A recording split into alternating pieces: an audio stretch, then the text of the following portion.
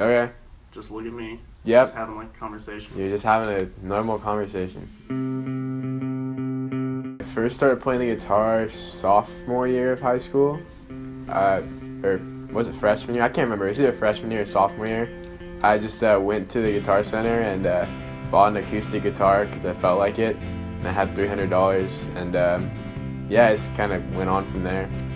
Oh yeah, I know. I've done this stuff before. I've been playing the drums for 11 years now. I've been going to the same drum teacher for every Tuesday since I was 7 years old. Good time. What?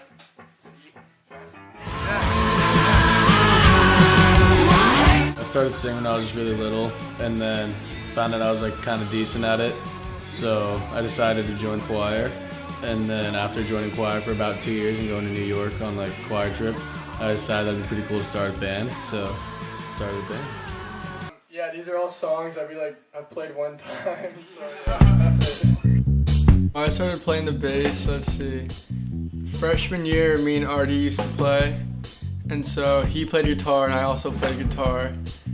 And then he was like, okay dude, someone to play the bass, and I had no idea what it was. And so we went to a pawn shop in Long Beach and I picked up a Squire bass, I don't think it's in here, but for like $80, and then after that I just started playing it and eventually got pretty good at it.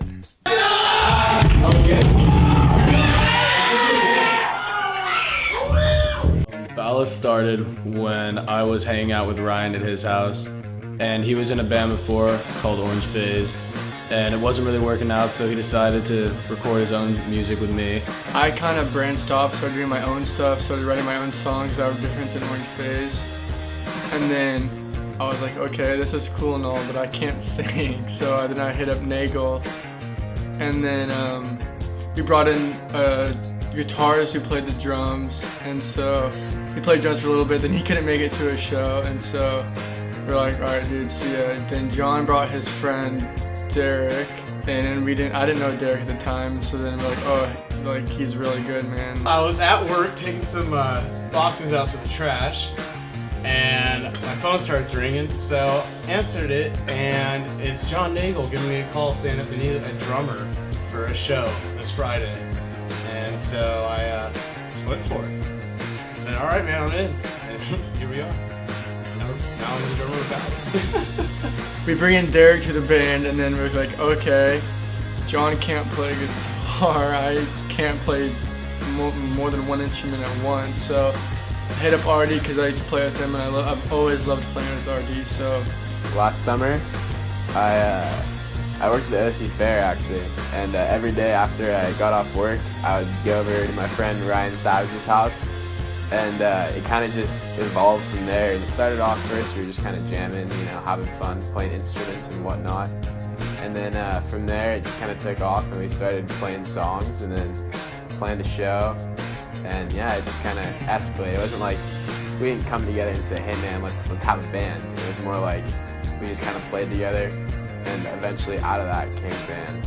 Wait, this is like One Direction shit, nah. Bro, we're not One Direction. Dude, we're not One Direction, bro. We don't do this, dude. We're really influenced by a band called The Frights. I don't know, most people probably never heard of them, but they're like a band out of San Diego. I guess their genre is technically surf punk, so it's not like super hard punk. It's more like surfy inspired, a lot of reverb, washed out choruses, pretty fun stuff. I like to take it all the way back to Gene Krupa. He's a old drummer. He's really just a beast. Grew up watching him play, you know, on YouTube videos and stuff. He's long gone, but. And then my ultimate favorite drummer that I take the most influence from is John Bonham, the drummer of Led Zeppelin, and really love his heavy sound, his heavy feel, his triplet action with the bass drum. I just think he's a really badass dude. Definitely Eric Wilson from Sublime. He's had a huge influence on me. I listened to a lot of John Paul Jones and Zeppelin, and then more recently I've been listening to James Jamerson and a lot of the other Motown guys. Yeah, they're really good. I would say Nirvana, for sure, Pink Floyd, Red Hot Chili Peppers, and Sublime. Sublime follows the basic, like, we try to imitate them, but in a newer way, in like a slower kind of way. And then with our newest, like our EP coming out, a lot of the songs on there are kind of harder in like a Nirvana kind of way. So we're trying to imitate like that in a way, kind of like Lithium and whatnot. And Pink Floyd just has like a different sound entirely, and it's really hard to imitate. But it like they leave a lot open to interpretation and a lot open to work off of for future artists. Wow, that went pretty fast. We have one song left. We actually have a show coming up on February 3rd. This is like our first real big show, because up to this point we've only been playing small like house shows and little art galleries, probably nothing more than like 20 people, 20, 30, maybe like 35 if you're like really giving us a generous estimate.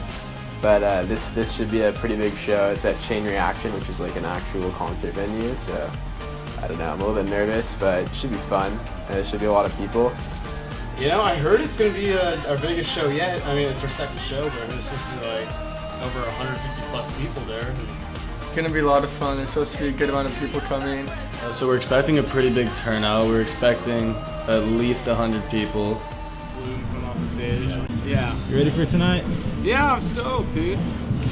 hoping everyone shows up, which seems like people are doing. So should be able to hit a couple drums.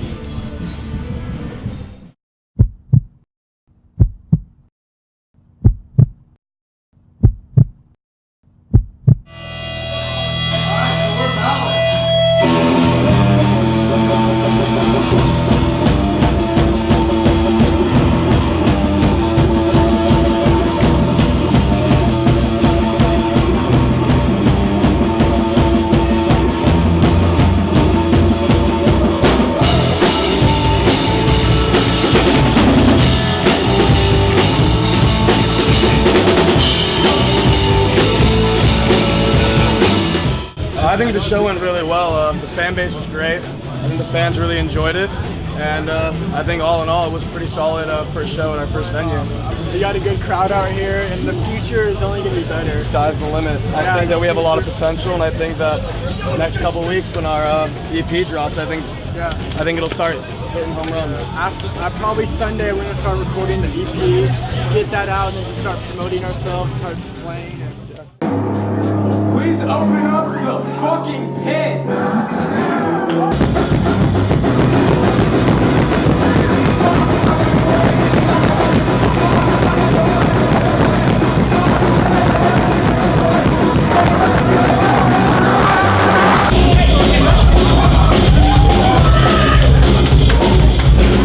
It was cool until one of the buddies tried to start some shit, and then when you act all tough like that, it's pretty gay.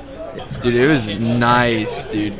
There's so many people and everyone was just going crazy, and there's major vibes there. And yeah, it was a good time with like friends and shit. But yeah.